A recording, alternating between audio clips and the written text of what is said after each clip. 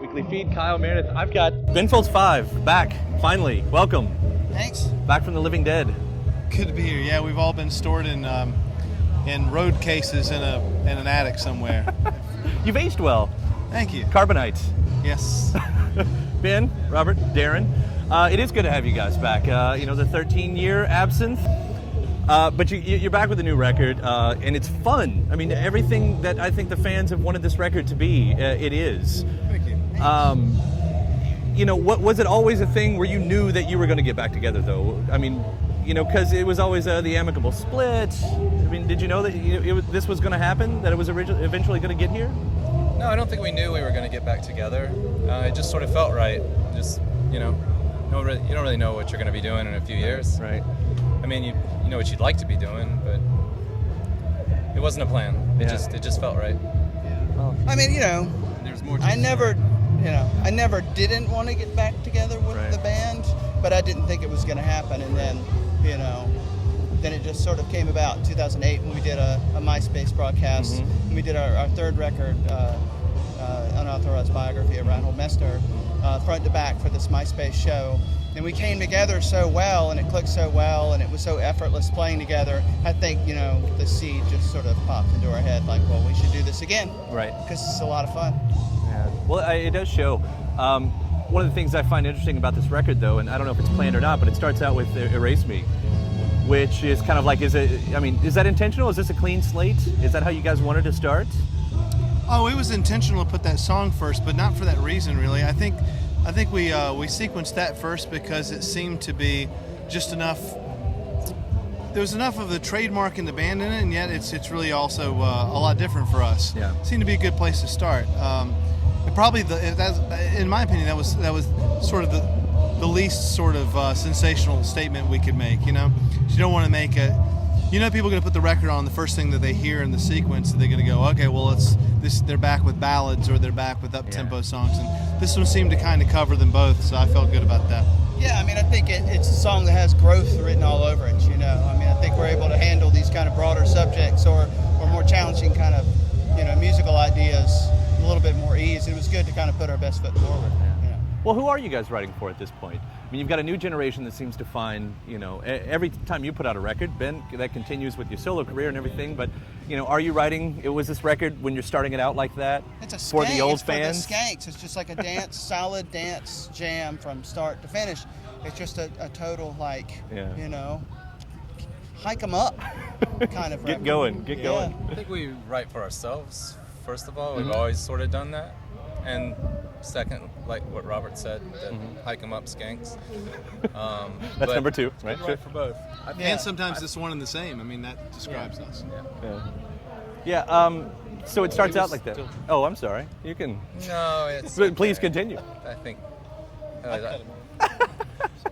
I think we're just always been a band that's trying to make ourselves happy in the studio first and foremost, and we know if we're getting excited about an idea, that hopefully it'll resonate with other people. And like Robert liked to point out, especially skanks with high skirts. Yeah, which couldn't be more untrue. But I think that we're pretty. We're pretty. We're like a self-producing little unit, I mean, it's a bit of a jazz band. I say that loosely. I don't want to make my jazz brothers upset, but I just think that I think it's musical at its core. And, I don't think we're trying to impress anybody outside of the band or outside of our engineering staff. That any musical artist that's successful probably is mainly writing for themselves. Skanks. And for the Skanks. I think it's true. I think from the things on the top 10 on down, anything that's successful, you're doing it for yourself. There is a turning point on the record, though, and it comes with Sky High. And I feel like that is a turning point. And there goes the next Ben Folds 5, or whatever that was. The way the piano plays off the bass even remind me that there's some kind of old feel to it. And I don't know if I want to bring up the name, but like Mark Cohn, and there's that style of an early 90s singer-songwriter that it feels like it's a beautiful moment. I love that. That's one of yours, right? It is, but what the band does with it is really special, and we've always put a lot of time into ballads and as well as the rock tunes to try to make an album experience that has it all.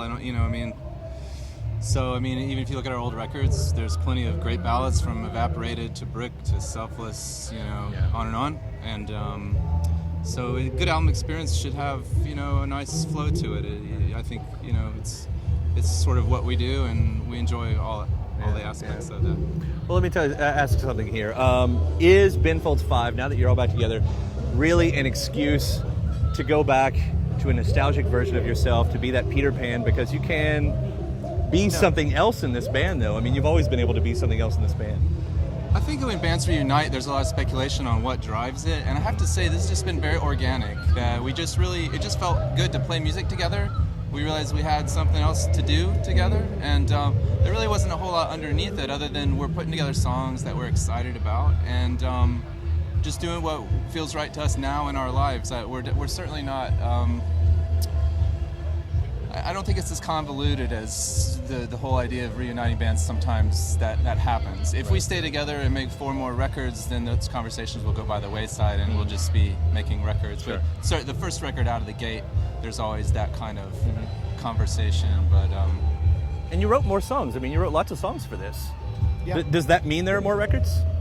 Well, yeah, it could be. I mean, there were a lot of ideas floating around. I write, for my part, in the studio, and I finished the stuff that we were sounding good on or that we were inspired to do, and then there must have been another, I think maybe 10 other really reasonable ideas that just didn't get finished. Yeah. So we might well go and do it again. I mean, I think we could go in right now instead of touring and probably kick out another album pretty fast. That's what they used to do back in the 70s.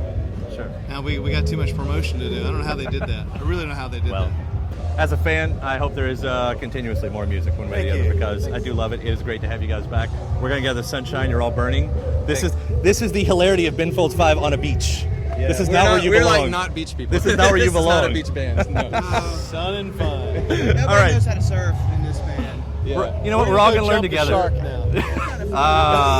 Yeah, we'll put our leather jackets Happen on Reinhold. Happen on Naked Baby Foot. No. We do it every time out. All right. Thank you so much, guys. I appreciate it. Nice to meet you.